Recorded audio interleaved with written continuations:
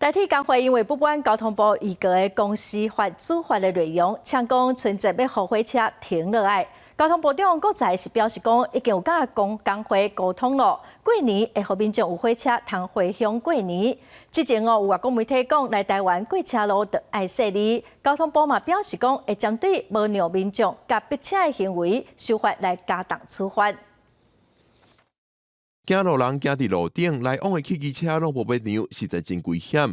台湾交通环境歹，阁互外国媒体报道批评。立法院交通委员会审议修正《道路交通管理处罚条例》，交通部长王国才讲，修法方向希望加重处罚车辆无让行路人，阁有逼车等行为，但是也坦白要举证是有难度的。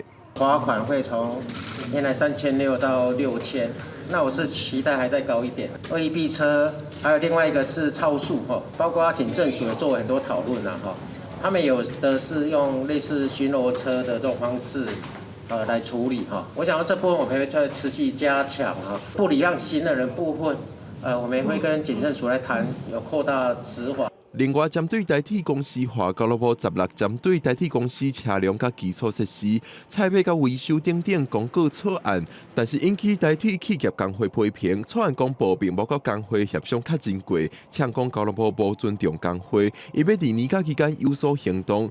消息一出来，也引起立委关注。我们明年的农历过年会不会有类火车啊？工会是希望这个维修费用多一点补贴啦。是。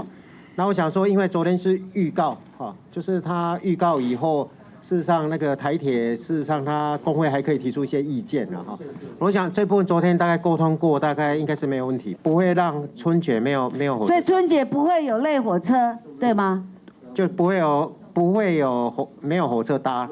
王国在挂保证，年假期间的火车帮会按照现主时订票的状况发车。王国在强调，草案是预告，不是公告，各界拢会使继续提供意见，交通部也会继续甲工会讨论。记者郭品长随台北报道。